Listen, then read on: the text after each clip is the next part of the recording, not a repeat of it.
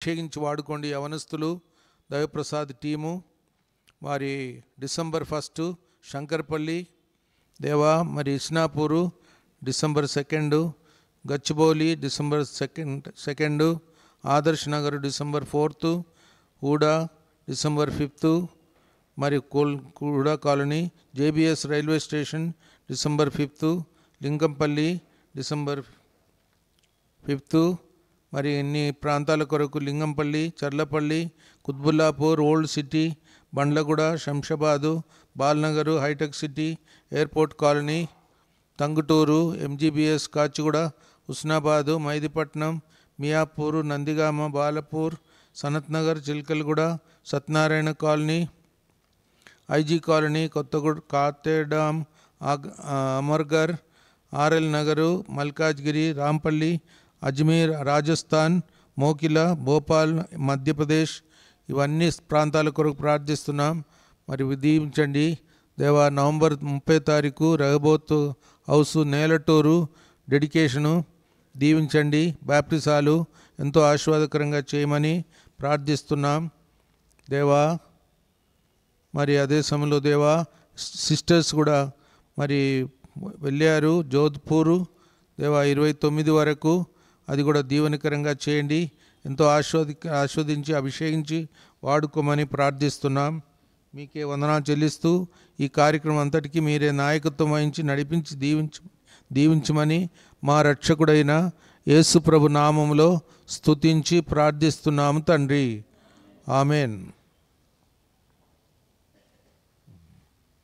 రండి, పాటలు పాడేవాళ్ళు రండి.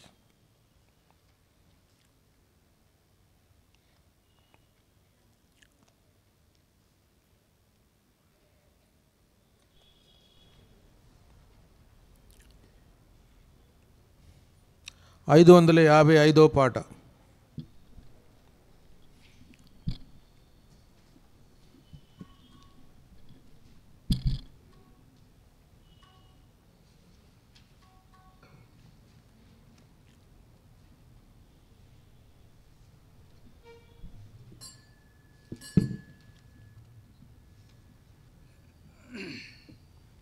ఐదు 555.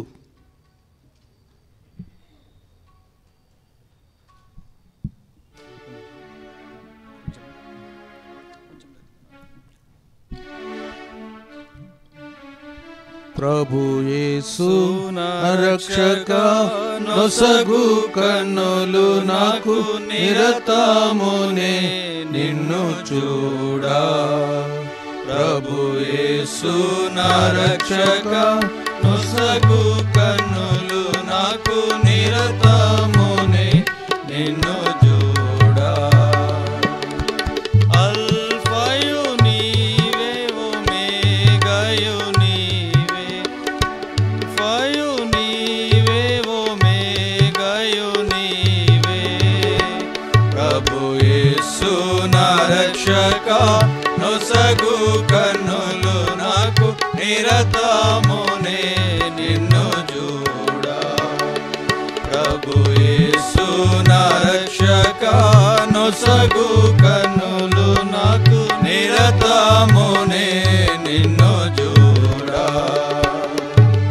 ప్రియుడైన యోహాను పద్మాసులో ప్రియమైన యేసుని స్వరూపము. ప్రియుడైన యోహాను పద్మాసులో ప్రియమైన యేసుని స్వరూపము. ప్రియమారజూచి బహుధన్యుడై ప్రియ ప్రభు నిన్ను చూడనిమ్ము. ప్రియమారజూచి బహుధన్యుడై ప్రియ ప్రభు నిన్ను చూడనిమ్ము. ప్రభు యేసు రక్షక నొసగు కన్నులు నాకు నిరతమునే నిన్ను చూడా. ప్రభు యేసు రక్షక నొసగు కన్నులు నాకు నిరతమునే నిన్ను చూడా. లేక లెక్కలేని మార్లు పడిపోతిని, దిక్కులేని వాడనేనైతిని. లెక్కలేని మార్లు పడిపోతిని, దిక్కులేని వాడనేనైతిని. చక్కా చేసిన నేత్రాలు తెరచి రక్కున నిన్ను చూడనేమో. చక్కా చేసిన నేత్రాలు తెరచి రక్కున నిన్ను చూడనేమో. ప్రభు యేసు నా రక్షక, నొసగు కన్నులు నాకు నిరతమునే నిన్ను చూడ. ప్రభు యేసు నా రక్షక, నొసగు కన్నులు నాకు నిరతమునే నిన్ను చూడ. ఎరిగి ఎరిగినే చెడిపోతిని, యేసుని గాయము రేపితిని. ఎరిగి ఎరిగినే చెడిపోతిని, యేసుని గాయము రేపితిని. మోసపోతి నేను దృష్టి తొలగితి, దాసుడ నన్ను చూడనేమో. మోసపోతి నేను దృష్టి తొలగితి, దాసుడ నన్ను చూడనేమో. ప్రభు యేసు నా రక్షక, నొసగు కన్నులు నాకు నిరతమునే నిన్ను చూడ. ప్రభు యేసు నా రక్షక, నొసగు కన్నులు నాకు నిరతమునే నిన్ను చూడ. ఎందరేసుని వైపు చూచెదరు, పొందెదరు వెలుగు ముఖమున. ఎందరేసుని వైపు చూచెదరు, పొందెదరు వెలుగు ముఖమున. సంధియంబు లేక సంతోషించుచు ముందుకు పరుగెత్తెదరు. సంధియంబు లేక సంతోషించుచు ముందుకు పరుగెత్తెదరు. ప్రభు యేసు నా రక్షక, నొసగు కన్నులు నాకు నిరతమునే నిన్ను చూడ. ప్రభు యేసు నా రక్షక, నొసగు కన్నులు నాకు నిరతమునే నిన్ను చూడ. విశ్వాసకర్తవు యేసు ప్రభు, కొనసాగించు వాడ యేసు ప్రభు.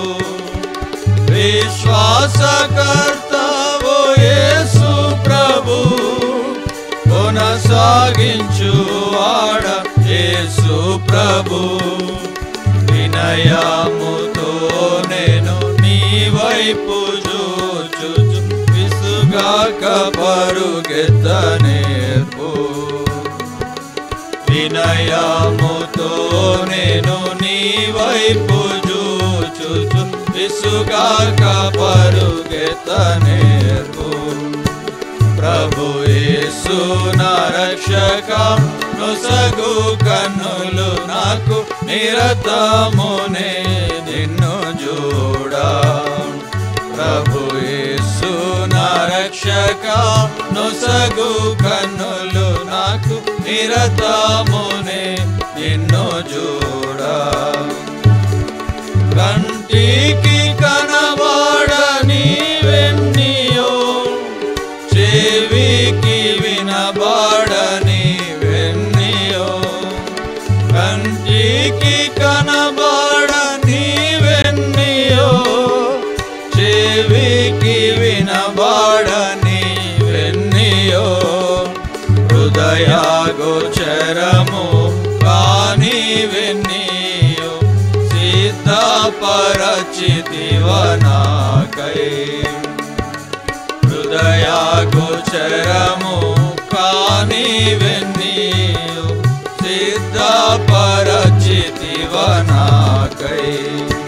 ప్రభు యేసు నా రక్షక నొసగు కన్నులు నాకు నిరతము నిన్ను చూడా ప్రభు యేసు నా రక్షక నొసగు కన్నులు నాకు నిరతము నిన్ను చూడా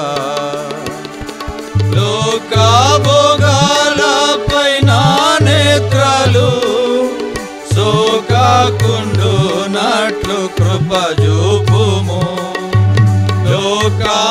లోకభోగాలపై నా నేత్రాలు సోకాకుండునట్లు కృప చూపుము నీ మహిమ దివ్య స్వరూపమును నిండార నన్ను చూడనేమో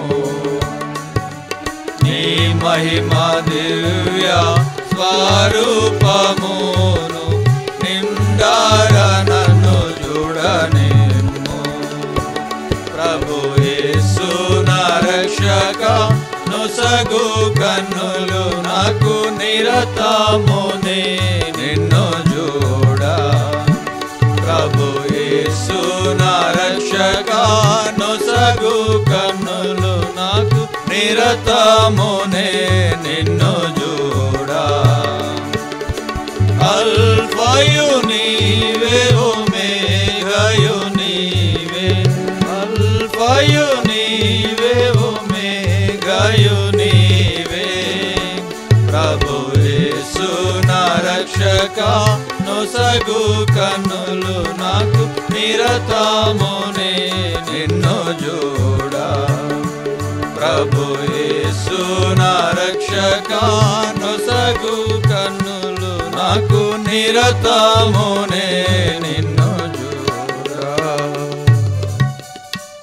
570 పాత పుస్తకం అయితే 559 కొత్త పుస్తకం అయితే 570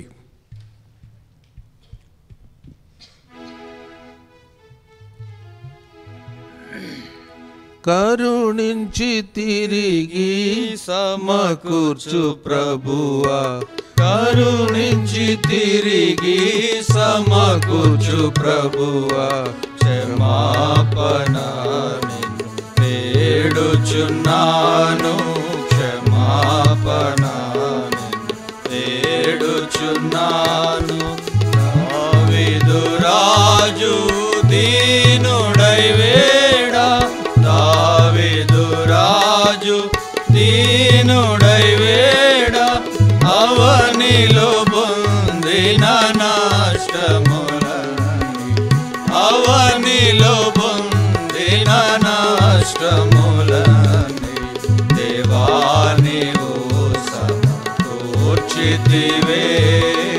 దేవాని సమకూర్చితివే కరుణించి తిరిగి సమకూర్చు ప్రభువా కరుణించి తిరిగి సమకూర్చు ప్రభువా క్షమాపణ వేడుచున్నాను క్షమాపణ వేడుచున్నాను శత్రు సమూహపు కుతంత్రములతో శత్రు సమూహపు కుతంత్రములతో బొత్తిగా నేను నష్టపడితి బొత్తిగా నేను నష్టపడితి మిత్రుడేసులో సమకూర్చుము తండ్రి మిత్రుడేసులో సమకూర్చుము తండ్రి కరుణించి తిరిగి సమకూర్చు ప్రభువా కరుణించి తిరిగి సమకూర్చు ప్రభువా క్షమాపణ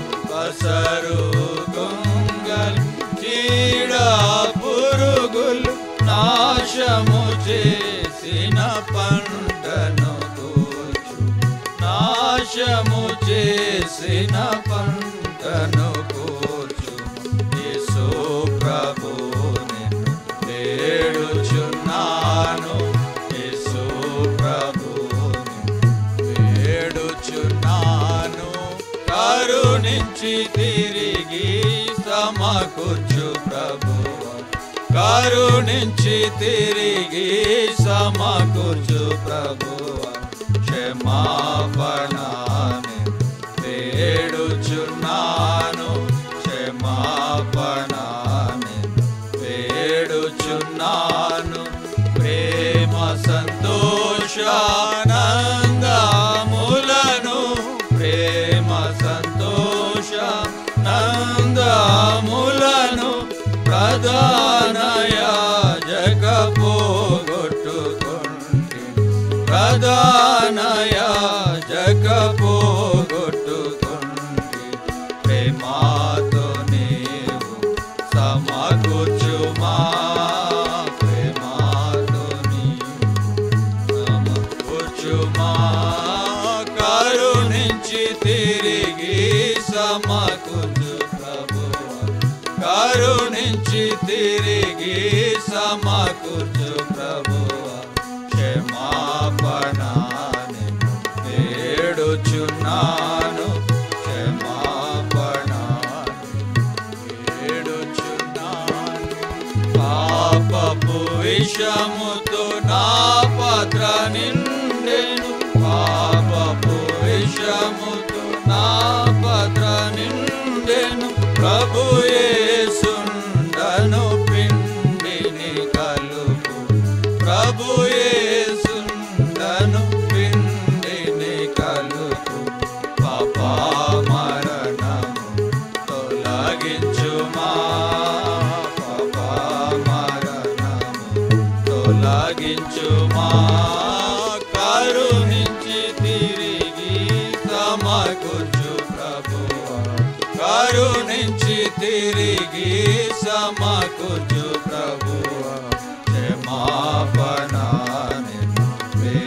వేడుచున్నాను క్షమాపణని వేడుచున్నాను ఆత్మీయ సోమరితనములో నుండి ఆత్మీయ సోమరితనములో నుండి ఆత్మ నష్టములానే నీవు పొంది ఆత్మ నష్టములానే నీవు పొంది ఆత్మాదేవాని సమకూర్చుమా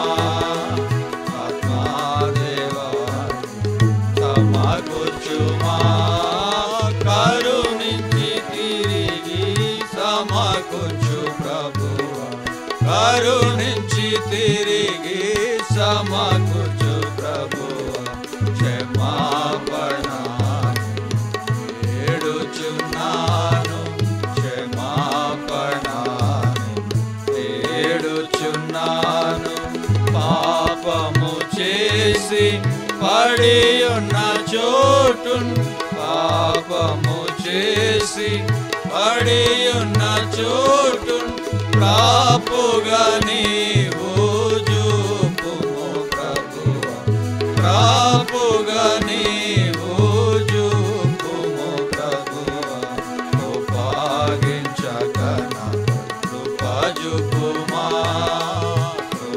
కృపాగించగన కృప చూపుమా కరుణించి తిరిగి సమకూర్చు ప్రభువా కరుణించి తిరిగి సమకూర్చు ప్రభువా క్షమాపణని వేడుచున్నాను క్షమాపణని వేడుచున్నాను చేసిన పాపము కప్పుకొనక చేసిన పాపము కప్పుకొనక విశ్వాసముతో ఒప్పుకొందు విశ్వాసముతో ఒప్పుకొందు శిలువ రక్తముతో శుద్ధి చేయుమా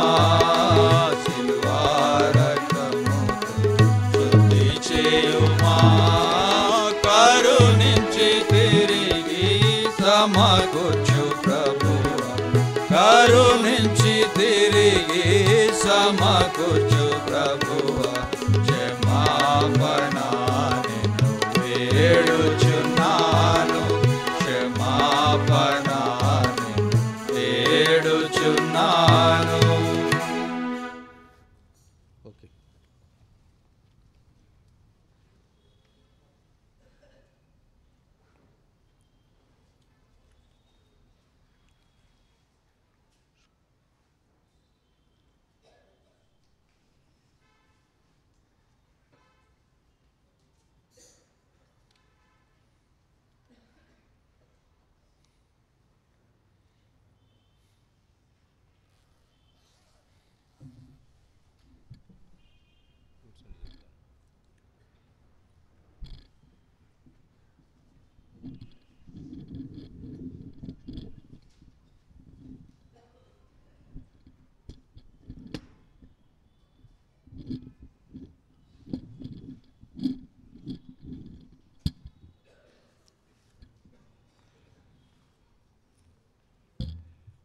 ప్రైజ్ ది లార్డ్ అందరికీ. Praise the Lord. ప్రార్థన కొరకు దేవుని యొక్క వాక్యం నుండి 2వ దినవృత్తాంతములు 20వ అధ్యాయం, 2 Chronicles chapter 20.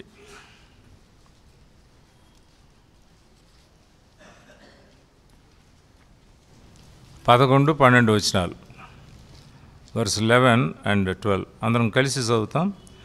2వ దినవృత్తాంతంలో 20, 11, 12 అందరం కలిసి చదువుతాం. మేము స్వతంత్రించుకోవాలని నీవు మాకిచ్చిన నీ శ్వాసం నుండి మమ్మల్ని తోలివేయుటకై వారు బయలుదేరి వచ్చి మాకెట్టి ప్రత్యుపకారం చేయుచున్నారు.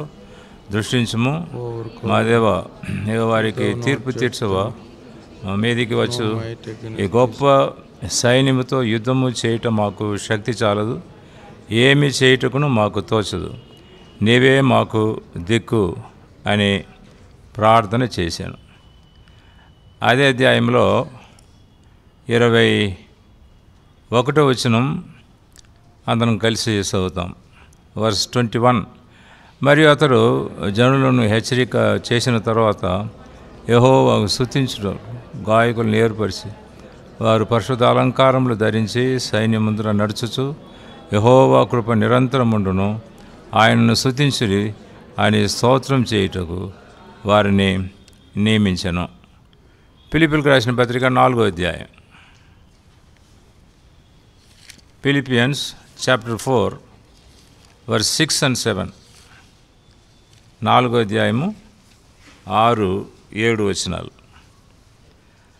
అందరం కలిసి చదువుదామా? దేనిని గురించి చింతపడకుడి కానీ ప్రతి విషయంలోనూ ప్రార్థన విజ్ఞాపన చేత కృతజ్ఞతాపూర్వకంగా మీ విన్నపములు దేవునికి తెలియజేయుడి. అప్పుడు సమస్త జ్ఞానమునకు మించిన దేవుని సమాధానం యేసుక్రీస్తు వలన మీ హృదయములకును మీ తలంపులకును కావలి ఉండును. చివరిగా 9వ అధ్యాయం అపోస్తల కార్యములు, Acts of apostle chapter 9 verse 31. 31వ వచనం, 9వ అధ్యాయము 31వ వచనం అందరం కలిసి చదువుతాం. కావున యూదయ, గలిలయ, సమరయ దేశమంతటా సంఘము క్షేమాభివృద్ధి నొందుచు సమాధానం కలిగి ఉండెను. మరియు ప్రభువునందు భయమును పరిశుద్ధాత్మ ఆదరణ కలిగి నడుచుకొనుచు విస్తరించుచుండెను. ప్రార్థన చేస్తాం. ప్రేమల తండ్రి, మా రక్షకుడిని యేసుక్రీస్తు నామములో స్తోత్రాలు చెల్లిస్తుంటున్నాం. సంఘముగా మీ యొక్క సన్నిధిలో ప్రార్థించటకై మా యొక్క అక్కర కొలది మా యొక్క భారం యావత్తు మీకు తెలియజేయుటకై, మా యొక్క చింత యావత్తు మీ మీద వేయుటకై మీరు మాకు అనుగ్రహించిన ఈ ప్రశస్తమైన సమయాన్ని బట్టి మీకు స్తోత్రాలు. చదివినటువంటి యొక్క వాక్య భాగమును దీవించి మా యొక్క హృదయములను ప్రార్థన కొరకు సిద్ధం చేయండి. పరిశుద్ధాత్మ యొక్క అభిషేకము దయచేయము మేము మాటలు అందించండి. ప్రార్థన విజ్ఞాపన యొక్క ఆత్మను మా మీద సమృద్ధిగా కుమ్మరించమని మీ కృపాసానికి అప్పచెప్పుకుంటూ మీ పరిశుద్ధమైన రక్తాన్ని విశ్వాసం ద్వారా మా అందరి మీద ప్రోక్షించుకుంటూ మా తలంపులన్నింటినీ కూడా మీ చారులోనికి తీసుకురమ్మని మా ప్రభువుని ప్రియరక్షుని యేసుక్రీస్తు పరిశుద్ధ నామములో ప్రార్థించి వేడుకుంటున్నాను తండ్రి. ఆమేన్.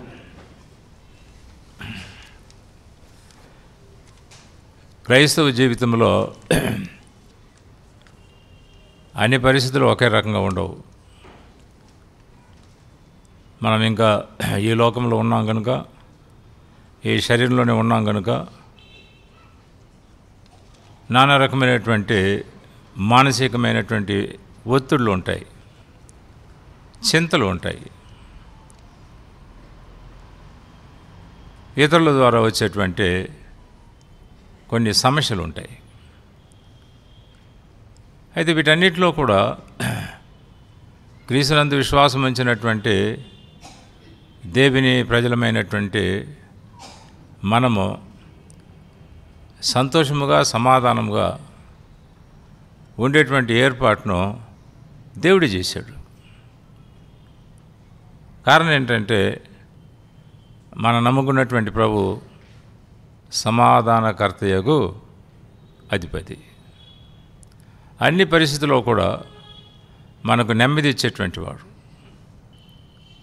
మనలో ఉండేటువంటి ఆందోళన, టెన్షన్స్, ఒత్తిడులు, వీటన్నిటిలో మనకు సహాయం చేసేటువంటి ఒక ఏర్పాటును దేవుడు చేశాడు. అదే ప్రార్థన. కనుకనే ప్రార్థన ద్వారా మనకున్నటువంటి సమస్యలన్నిటినీ దేవునికి తెలియజేయగలం. మనుషులకు తెలియజేయవలసినటువంటి అవసరంలే. అదే ఇక్కడ 4వ అధ్యాయము ఫిలిప్పీయులకు రాసినటువంటి పత్రిక 6-7లో మనము చూడగలిగినాం. దేని విషయమై మీరేం చేయకండి, చింతపడవద్దు.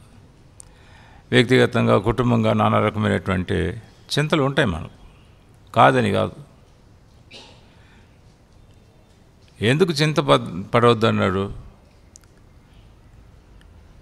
మనము దేవునికి తెలియజేసేటువంటి ఒక ఏర్పాటు దేవుడు చేసినాడు. అదే ప్రార్థన. ప్రార్థన ద్వారా దేవునికి తెలియజేయండి. అప్పుడు ఎప్పుడైతే మనం ప్రార్థన ద్వారా దేవునికి తెలియజేస్తామో అప్పుడు వాగ్దానం ఏంది? సమస్త జ్ఞానమునకు మించిన దేవుని సమాధానం మీ హృదయములకు, మీ తలంపులకు కావలి ఉండును. ఇంత అద్భుతమైనటువంటి వాగ్దానం ఇది. పాత నిబంధనలు కానీ, కొత్త నిబంధనలు కానీ అనేక సందర్భాలు మనకున్నాయి. వారు ఎదుర్కొన్నటువంటి ఆయా ప్రతికూలమైనటువంటి పరిస్థితులను బట్టి, శత్రువుల యొక్క భయం, యుద్ధాలు వచ్చినప్పుడు, ఇతరుల ద్వారా, కుటుంబస్తుల ద్వారా వారికి వచ్చినటువంటి కొన్ని ఒత్తిడిని బట్టి ఏం చేయగలిగినారో దేవునికి ప్రార్థన చేశారు. దేవుని యొక్క సన్నిధిలో వారి యొక్క హృదయమును కుమ్మరించినారు. మొదటి సమూయేలు గ్రంథం 1వ అధ్యాయంలో పెనిన్నాతో అన్నాకు ఒత్తిడి ఉంది. ఆమెను అవమానపరుస్తూ ఉంది. నువ్వు ఎంత భక్తిగా ఉన్నావే, నీకెందుకు దేవుడు బిడ్డనివ్వలే, గొడ్రాలుదానా, ఎన్ని విధానములు దూషించిందో, ఎన్ని విధానములు ఆమెను బాధ పెట్టిందో. కాబట్టి ఆమె యొక్క జీవితంలో కన్నీళ్ళు, దుఃఖం తప్పలే. ప్రభునందు విశ్వాసం ఉంచినటువంటి మంచి విశ్వాసి ఏం చేయగలిగింది? దేవుని సన్నిధికి వెళ్ళి తన యొక్క హృదయం అంతటిని కుమ్మరించింది. అక్కడ ఉన్నటువంటి ఏలి ప్రధాన యాజకుడు కూడా అర్థం చేసుకోలే ఆమె యొక్క సమస్య. ఏందమ్మా, ఇంకా ఎంత వరకు నువ్వు మత్తుగా ఉంటావు? ఆమె మత్తులో ఉంది అనుకున్నాడు. అయితే ఆమె ఎంతో ఓపికతో తన గోడు చెప్పుకుంది, తన బాధ చెప్పుకుంది. లేదంటే అటువంటి దాన్ని కాదు, నేను చాలా బాధలో ఉన్నాను, చాలా దుఃఖంలో ఉన్నాను. నేను ఒక గొడ్రాలను, పిల్లలు లేరు, నాకు సంతానం లే, కాబట్టి నా వైరి పెనిన్నా నన్ను బాధ పెడతా ఉంది. కాబట్టి దేవునికి చెప్పుకుంటున్నాను, నేను దేవునికి చెప్పుకుంటున్నాను బాధ అంతా, నా కన్నీళ్ళంతా, దుఃఖమంతా దేవునికి చెప్పుకుంటున్నాను. అప్పుడు అతడు అర్థం చేసుకుని, ఎట్లమ్మా, దేవుడు తప్పకుండా నీకు సహాయం చేస్తాడు, నువ్వు నెమ్మదిగా వెళ్ళు అని ఆమెను ఎంకరేజ్ చేసిన తర్వాత అక్కడ ఒక అద్భుతమైనటువంటి మాట, నాట నుండి ఆమె దుఃఖముఖిగా ఉండుట నేను అదండి. ఎన్నో రకములైనటువంటి ఒత్తిళ్ళు, ఆందోళన, దుఃఖము, బాధ, కన్నీళ్ళతో వస్తాం. అయితే ప్రభు దగ్గర ప్రార్థనలు మనం తెలియజేసిన తర్వాత మనం అదే స్థితిలో ఉండవలసిన అవసరం లేదు. కారణం ఏంటంటే నా దేవుడు నా ప్రార్థన విన్నాడు, నాకు తప్పకుండా సహాయం చేస్తాడు, నా భారం తొలగిస్తాడు, నాకు సమస్యలను పరిష్కారం చేస్తాడు. ఆ నమ్మకం అనేది మనకుంది కనుకనే ప్రార్థన. ఇప్పుడు మనం 2వ దినవృత్తాంతంలో 20వ అధ్యాయంలో యెహోషాపాతు కాలంలో 3 జాతుల వాళ్ళు యుద్ధానికి వచ్చినారు అతని మీద. అది మొదటి వచనంలో మనం చూడగలుగుతాం కదా. తర్వాత మోయాబీలు, అమ్మోనీయులు, మేయోనీయులు, షేర్మన్య వాసులు, ఏషావు యొక్క సంతానం వారు దండెత్తి యెహోషాపాతు మీదకి వచ్చిరి. వచ్చినప్పుడు 3 జాతుల వాళ్ళు ఒకరి మీద వచ్చినారు. ఎంత టెన్షన్ అతనికి, ఎంత చింత ఉంటుంది, ఏం చేయాలా అర్థం కావట్లే. తను ఏం చేసినాడు? అందుకు 3వ వచనంలో యెహోషాపాతు భయపడి, 3 జాతుల వాళ్ళు తన మీద యుద్ధానికి వస్తే ఇంక భయం రాదు. 3 జాతుల వాళ్ళు 3 పక్కన వచ్చి అటాక్ చేస్తే తనకైతే ఏంది? ఎవరికైనా భయం ఉంటుంది. అయితే ఇతడు ప్రభునందు విశ్వాసం కలిగినటువంటి వాడు కనుక ఏమని రాయబడ్డది? భయపడి యెహోవా యొద్ద విచారించుటకు మనసు నిలుపుకొని. కొన్ని పరిస్థితులు వస్తాయి, మనసు నిలకడగా ఉండదు, ఏం చేయాలో అర్థం కాదు, ఎవరి దగ్గర పోవాలో అర్థం కాదు, ఎవరికి చెప్పుకోవాలో మన యొక్క బాధ అర్థం కాదు. అయితే విశ్వాసి అయినటువంటి యెహోషాపాతు ఏం చేసినాడు? తన యొక్క మనసును నిలుపుకొని. దేని కొరకు నిలుపుకున్నాడు? ప్రార్థన కొరకు.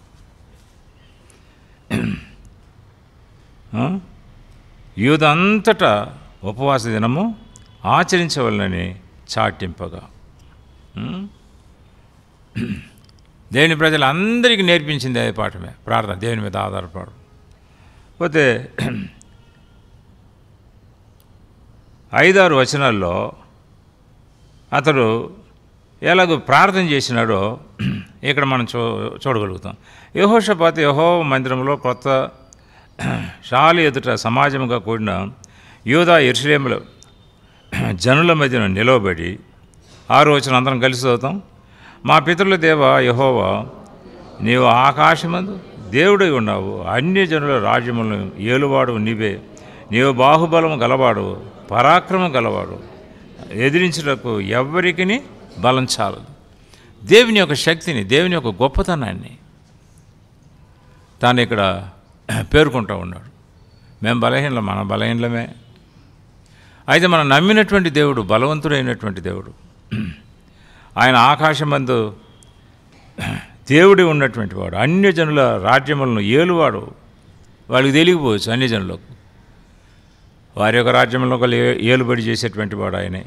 నీవు బాహుబలం గలవాడు, పరాక్రమము గలవాడు, నిన్ను ఎదిరించుట ఎవరికి బలము చాలదు. ఏం గ్రహిస్తుంటున్నాడు యెహోషాపాతు? దేవుని యొక్క శక్తి ఎంత గొప్పదో. మమ్మల్ని కాదు ఎదిరించేది నిన్నే, మా రాజ్యమును కాదు ఎదిరించేది మీ యొక్క రాజ్యమే. వారి యొక్క దురుద్దేశం ఏంటి అంటే అది 11వ వచనంలో అంటాడు, మేము స్వతంత్రించుకున్న వలన నీవు మాకిచ్చిన నీ స్వాస్థ్యముల నుండి మమ్మను తోలివేయుటకై వారు బయలుదేరి వచ్చి మాకెట్టి ప్రత్యుపకారము చేయుచున్నారో దృష్టించుము. ఇదే కదండి, సాతాను వారిని రెచ్చగొట్టినాడు, పురికొల్పినాడు. పోయి దాన్ని ఆక్రమించుకోండి, వారి యొక్క రాజ్యాన్ని మీ వశంలో తెచ్చుకోండి పోయి. 83వ కీర్తన 12వ వచనంలో ఒక మాట ఉంది చూడండి. 83వ కీర్తన 12వ వచనం ఎవరన్నా చదువుతారా? మనం ఆక్రమించుకుందామని వారు చెప్పుకొనుచున్నారు, నా దేవా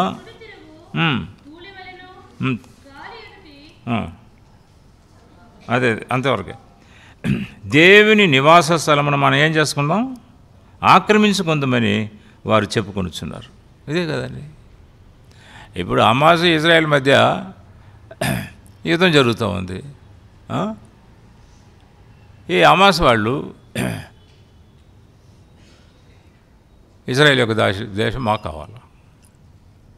ఈ అన్నదమ్ముల యొక్క కొట్లాట్లు ఇవి.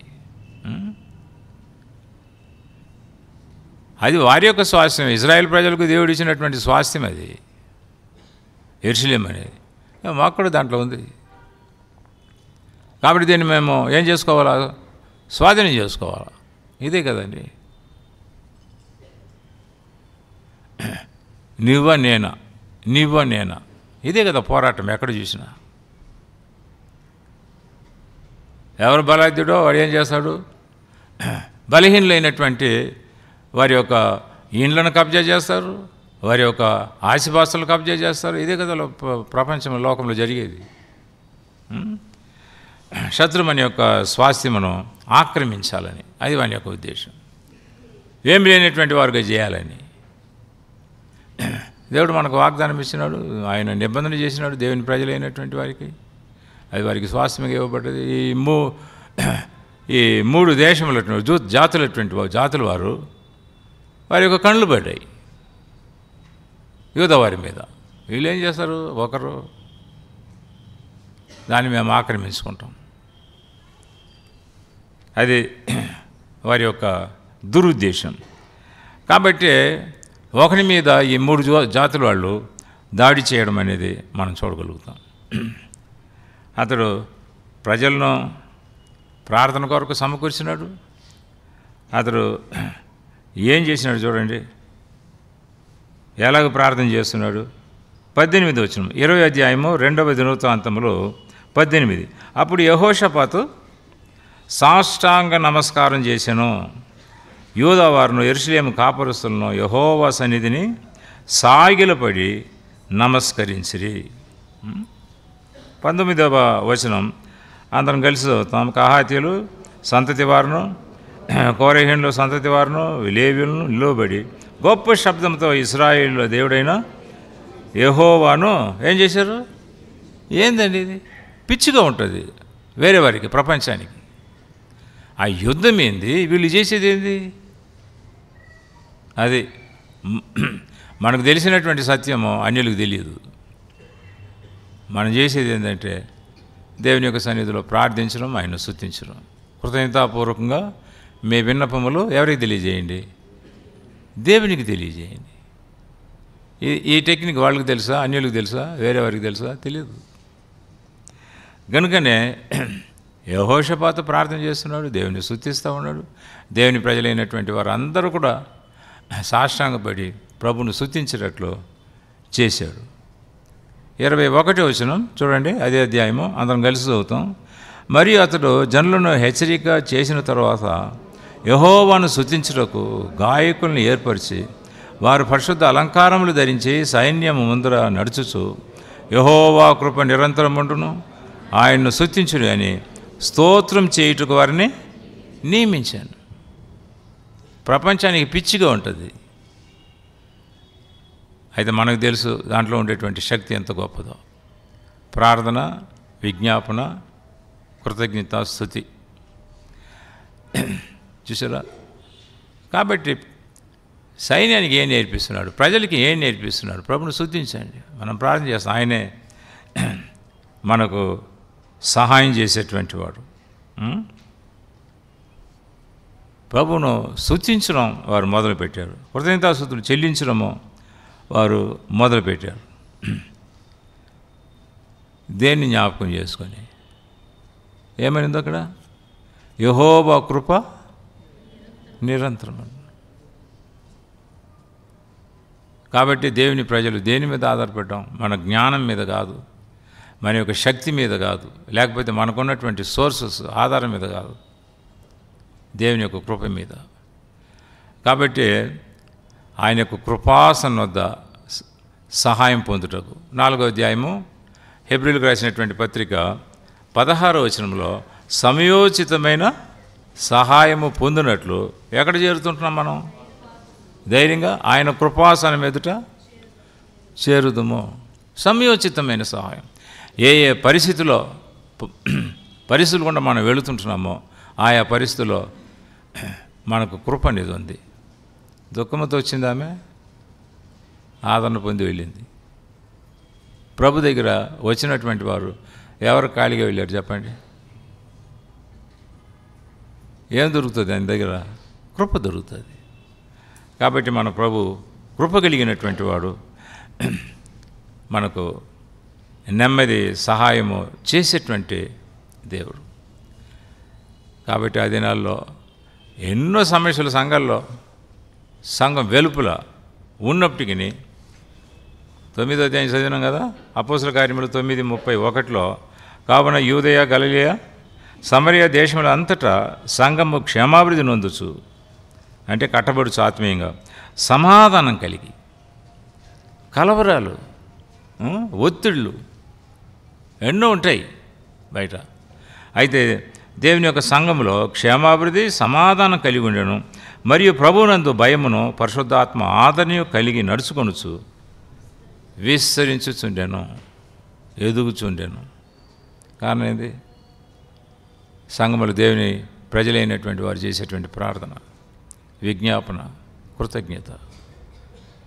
కాబట్టి సమస్యలు ఏదైనా రాని, పరిస్థితులు ఎట్టయినా రాని, ఎటువంటి కలవరాలు శత్రువు తీసుకొచ్చినా సమాధానకర్త అయినటువంటి దేవుడు మనకున్నాడు.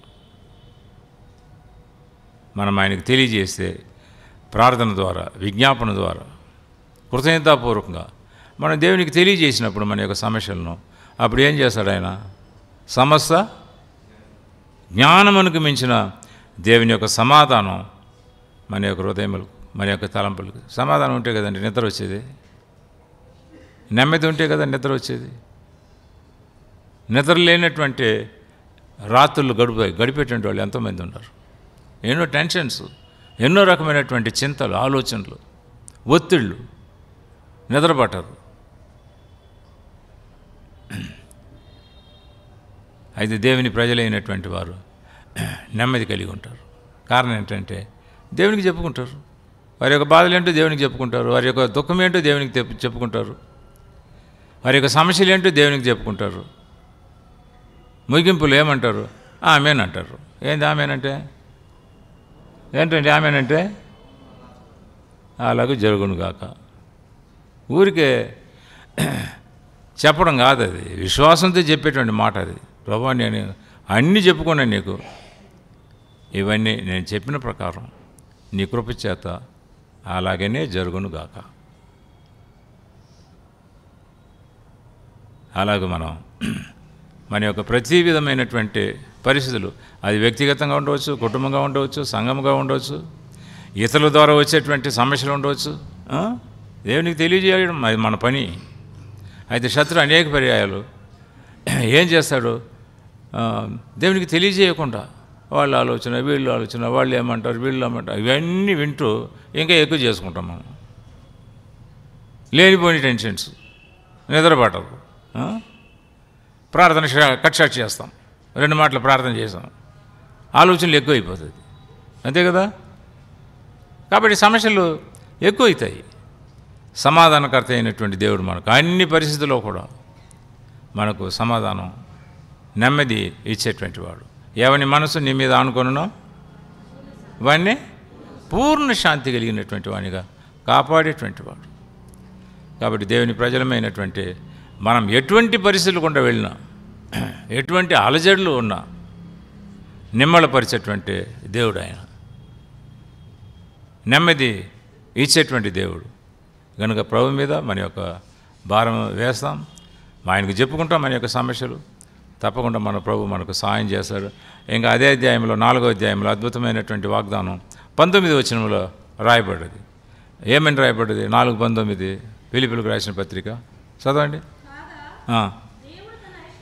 దేవుడు తన ఐశ్వర్యం చొప్పున క్రీస్తు యేసునందు మహిమలో మీ ప్రతి అవసరతలు, అది మానసికమైన అవసరతలు కావచ్చు, కుటుంబ అవసరతలు కావచ్చు, ఆర్థిక అవసరతలు కావచ్చు, సంఘం యొక్క అవసరతలు కావచ్చు, ప్రతి అవసరతలు ఆయన మహిమైశ్వరు నుండి ఏం చేస్తాడు?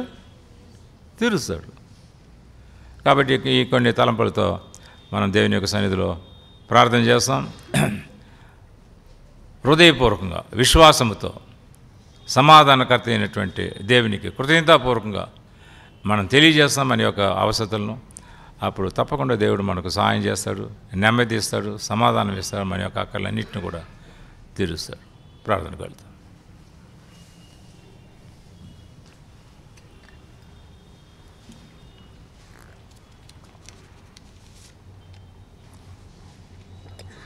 మనం ప్రార్థనకు వెళ్తాము.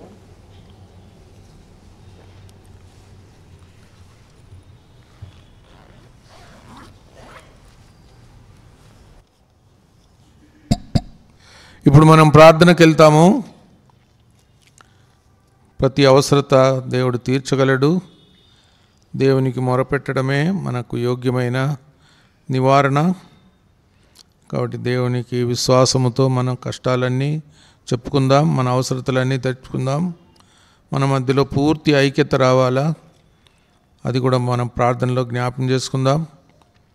మరి రేపటి బైబిల్ స్టడీ, ఎల్లుండి సిస్టర్స్ మీటింగు, రాత్రి ప్రార్థన, ఆదివారం పరిచర్య కొరకు కూడా ప్రార్థన చేయండి. అనేక స్థలాలకు వెళ్ళవలసిన వారి కొరకు కూడా ప్రార్థన చేయండి. వారు కూడా పోయి పరిచర్య చేసి రావాలా. అవన్నీ కూడా పరిచర్య మంచిగా జరుగునట్లు ప్రార్థన చేయండి. అదే సమయంలో మరి డెడికేషన్ నవంబర్ 30 తారీఖు నేలటూరు, అక్కడ 29, 30 మరి తారీఖులలో అక్కడ డెడికేషన్ ఉంది. రహబోత్ ప్రేయర్ హౌస్ డెడికేషన్, దాని కొరకు ప్రార్థన చేయండి. ఆ తర్వాత ఇంకా లోకంలో ఉన్న అనేక అవసరతల కొరకు కూడా మనం ప్రార్థన చేస్తున్నాం. మణిపూర్ కొరకు కూడా ప్రార్థన చేయండి. దేవుడు వారికి సమాధానం ఇచ్చినట్లు ప్రార్థన చేయండి. యుక్రెయిన్ రష్యా యుద్ధం కూడా ఆగిపోయినట్లు, ఇస్రాయేల్ ప్రజల మీద ఎవరు యుద్ధానికి రాకుండా కూడా ప్రార్థన చేయండి. మన మధ్యలో ఉన్న అవసరతలు, బాగలేని వారి కొరకు కూడా ఇంకేమన్నా ప్రత్యేకంగా ఎవరైనా ఉంటే రాసి ఇవ్వండి, ప్రార్థన చేస్తాం. ఇప్పుడు మనం కొద్దిసేపు ప్రార్థనలో గడపబోతున్నాం. ఒక సహోదరుడు మొదలుపెట్టండి, చెయ్యెత్తి మైక్ తీసుకొని చేయండి. ప్రేమగల తండ్రి, యేసు ప్రభు యొక్క ఘనమైన నామంలో మీరు మాకు ఇచ్చిన బుధవారం సంఘ ప్రార్థన కూడికను బట్టి వందనాలు. నీ మందిర ఆవరణలో మేము మీ సన్నిధికి వచ్చి మా తండ్రి ఎదుట, మా రక్షకుని ఎదుట మమ్మల్ని ప్రేమించి